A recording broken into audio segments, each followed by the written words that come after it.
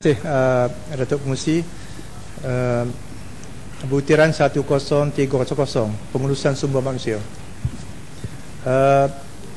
Saya ingin nak tahu mengenai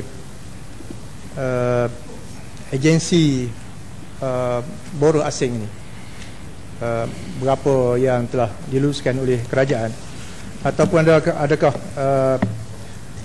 agensi siharam yang menguruskan buruh asing ke negara kita ini.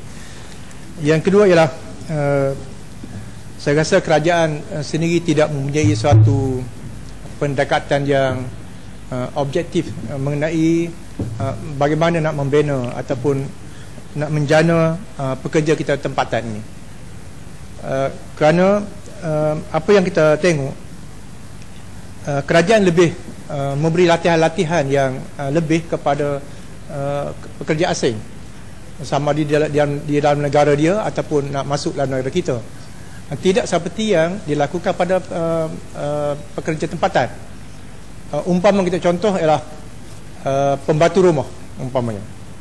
Kita lebih memberi latihan ataupun latihan-latihan kemahiran kepada pekerja asing.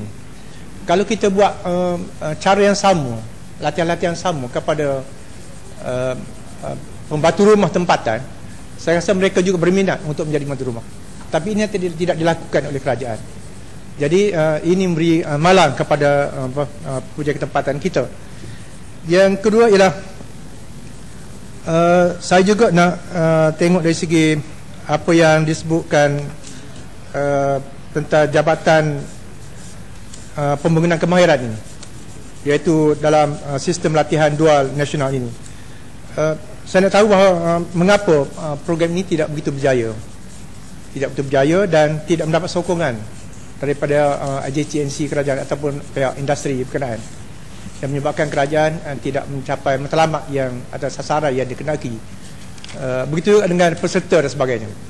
Jadi adakah mereka tidak memberi satu kerjasama yang baik, ataupun mereka tidak berminat untuk membantu kerajaan dalam hal-hal begini. Yang akhir sekali saya ingin juga tahu bahawa dulu negara kita inilah dalam sektor pertanian contohnya, kita rasa rakyat kita ni minat dalam pertanian dulu. Tapi apakah kerajaan sudah buat satu kajian yang agak baik? Mengapa sampai sekarang ini nampaknya sektor ini sudah dimonopoli oleh orang lain, oleh buruh asing? Apakah masalah yang sebenarnya berlaku menyebabkan rakyat kita sendiri tidak berminat untuk berada dalam sektor ini? Dan kita bimbang pada masa akan datang nanti negara kita akan dikuasai oleh ataupun sumber makanan kita ini dikuasai oleh orang luar atau orang asing nanti. Ini akan memberikan malang juga kepada negara kita. Dan yang akhir sekali saya ingin tahu bahawa apa yang berlaku, apakah kita sudah pun kita sudah tahu bahawa buruh asing ini sudah pun agak melampau ataupun berlebihan di negara kita ini. Bahkan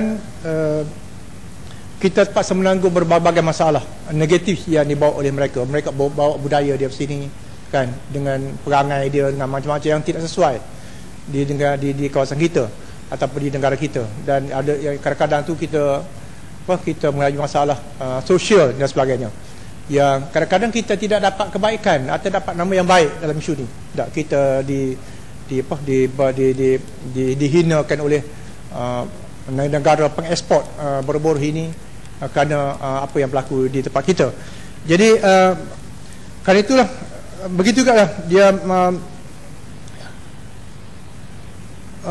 apa yang berlaku sekarang ialah rakyat kita sudah rasa tidak selamat dengan kedatangan buruh asing ini. Umpamanya di Pasir Putih dia ada satu kawasan Tuk Bali di kawasan nelayan kan, buruh asing daripada Narathiwat, Thailand. Jadi satu perkampungan itu macam dah jadi kampung dia dah. Kampung dia yang akhirnya rakyat kita sini nak masuk kawasan itu pun dah tak boleh. Dia ada kajian, ada buat apa-apa syarat. Syarat kru bot nelayan asing yang nak mendarat atau yang duduk naik ke kawasan kita ni ada poin-poin tertentu. Ataupun adakah kita dalam bot negara kita ni, yang bot laut dalam ni umpamanya, yang nak ambil pekerja asing ini, adakah dia ada apa-apa syarat yang dibolehkan ataupun yang boleh menyebabkan rakyat kita rasa selamat dalam keadaan begini. Jadi saya harap ini dapat menjadi Menteri. Terima kasih.